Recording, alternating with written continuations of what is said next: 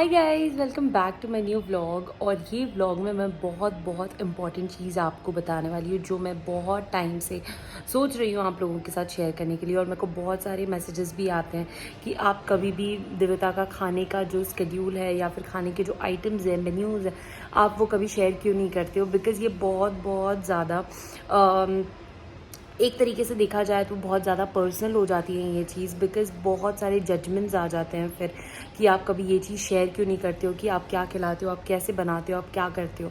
तो मेरे को ऐसे लगता है कि हर एक माँ का एक अलग तरीका होता है, हर एक फैमिली के हिसाब से एक अलग तरीका होता है अपने बेबी को खाना खिलाना। और वो फैमिली के हिसाब से हर एक का तरीका अलग होता है कैसे बनाना चाहिए, ये वो सारी चीज़ें। इसलिए मैं सोच रही थी कि मैं बताऊँ या ना बताऊँ। बट फिर बहुत सारे थॉट्स आने के बाद, मैंने बहुत सोचने के बाद मेरे को ऐसे लगा कि यार किसी को अपने चक्कर में हेल्प हो सकती है, किसी का सॉलिड फीडिंग जर्नी आसान हो सकता है ये बता के। इसलिए मैंने सोचा कि चलो मैं बता ही देती हूँ। सो सबसे पहले ये सबको पता है, जैसे मैंने इंस्टाग्राम पे ऑलरेडी आप लोगों के साथ शेयर किया कि मैंने दिव्यता को सॉलिड फीडिंग जो जर्नी है उसकी, वो मैंने उसकी right from 5th month start किया था। And under observation of paediatrician ही, मेरे पीडियाट्रिशियन ने मेरे को बोला कि 5th मंथ से आप अन्नप्राशन करके उसको खाना खिलाना स्टार्ट कर सकते हो। उसके बाद धीरे धीरे करके हमने उसको फ्रूट्स इंट्रोड्यूस करे, वेजिटेबल्स इंट्रोड्यूस करे, दलिया, पॉरेजेस, डिफरेंट टाइप ऑफ पॉरेजेस, ये सारी चीज़ें मैंने उसको खिलाई। तो आई एम सो सॉरी, मेरे को बीच में वीडियो बंद करना पड़ा बिकॉज मेरे को मम्मी जी का कॉल आ गया था, तो इसलिए मेरे को वो अटेंड करना ज़रूरी था। ये बोल रही थी कि दिव्यता को मैंने 5th मंथ से सॉलिड इंट्रोड्यूस करा और धीरे धीरे एक एक चीज़ मैंने इंट्रोड्यूस करी। अगर आपको सारी चीज़ें डिटेल में पता करनी है ना कि मैंने उसको किस तरीके से क्या क्या खिलाया, तो आप मेरा इंस्टाग्राम पेज देख सकते हो। उसमें मैंने वहाँ पे पूरी सॉलिड जर्नी मैंने शेयर करी है। और उसके बाद मैंने यूट्यूब चैनल पे भी मैंने अपना वीडियो डाला कि सॉलिड फीडिंग जर्नी मैंने उसको कैसे सिखाई। तो उसके बाद मैं आपको बताना चाहती हूँ 2 तरीके के वीनिंग ट्रेडिशंस होते हैं। First is traditional and second is baby lead weaning.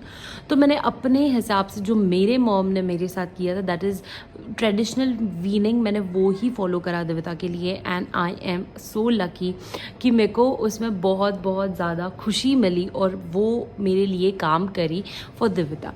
So yes, and दिव्यता आज 2.25 साल की हैं। दैट इज़ 3 ऑलमोस्ट होने वाली हैं फरवरी में, तो 2.25 साल की है वो। एंड अभी भी मैं उसको ऐसे कंपल्शन नहीं है कि मैं उसको रोटी खिलाती हूँ, मैं उसको दाल चावल ही खिलाती हूँ। नो, अगर उसका मूड या फिर मेरे को ऐसे लग रहा है कि आज ये खा लेगी, तो मैं उसको वो चीज़ उस हिसाब से खिलाती हूँ।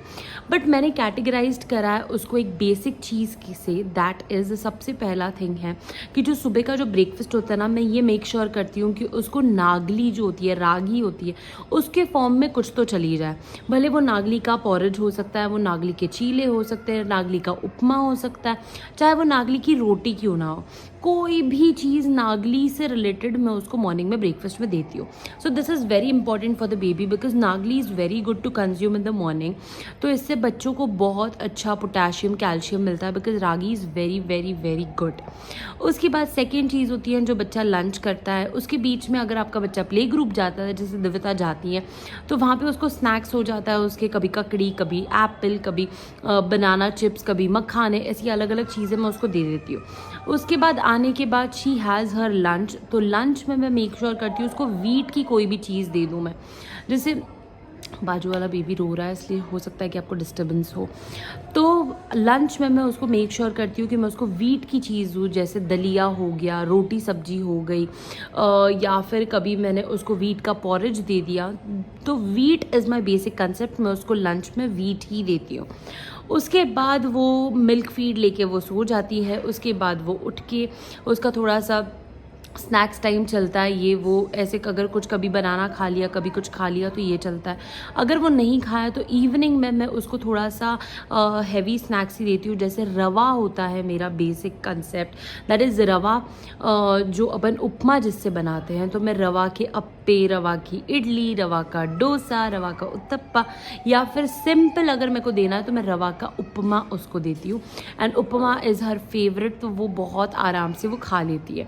तो दिव्यता की एक चीज़ है कि उसको टेस्ट एंड ट्रायल किया हुआ बिल्कुल भी नहीं पसंद। लाइक अपन कभी कोई अलग सब्जी जैसे मेथी, पालक, ये चीज़ें अगर आप दलिया में डाल दोगे तो उसको बिल्कुल भी नहीं पसंद है। जिस टेस्ट उसको पसंद है वो वैसा ही परफेक्ट रहना चाहिए। और ये आदत है ना आदित्य की आई है उसमें, बिकॉज आदित्य को अगर बहुत कुछ आप कॉम्बिनेशन करके दोगे ना तो he will not eat that. जैसे उसने खाया है, जैसे उनकी मम्मी ने उनको खिलाया है, वैसे ही would like to have it. और उनको सिंपल खाना बहुत ज़्यादा पसंद है, तो दिव्यता को भी वैसा ही है। जैसे आप दलिया में आप सोचोगे कि इसके पेट में सब्जियां जानी चाहिए तो 2-3 सब्जियां मिला दी, no, she can not have that. तो ये मेरे को ये चीज़ पता है, इसलिए मैं ज़्यादा एक्सपेरिमेंट्स नहीं करती हूँ। बस मेरा लॉजिक होता है कि बेबी ने अच्छे से पेट भर खाना खा लेना चाहिए।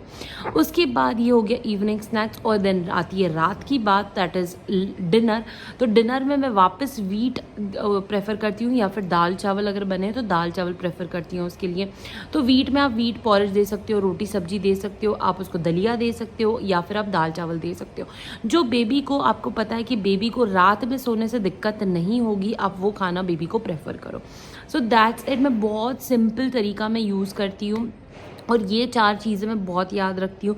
रागी मॉर्निंग में देना, वीट आफ्टरनून में देना फॉर लंच, उसके बाद इवनिंग स्नैक्स ऑफ रवा, एंड फोर्थ डिनर जो होता है वो आप दाल चावल या फिर वीट का दे सकते हो।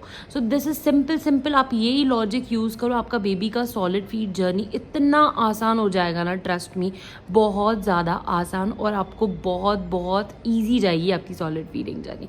So that's it for today. Please like share and subscribe my channel. अगर आपको लग रहा है कि आपकी कोई फ्रेंड मॉमी या फिर कोई बहन है जो न्यू मॉमी बनी है, उसको अगर दिक्कत जा रही है इस चीज़ के लिए, तो आप ज़रूर ये वीडियो उनके साथ शेयर कर सकते हो।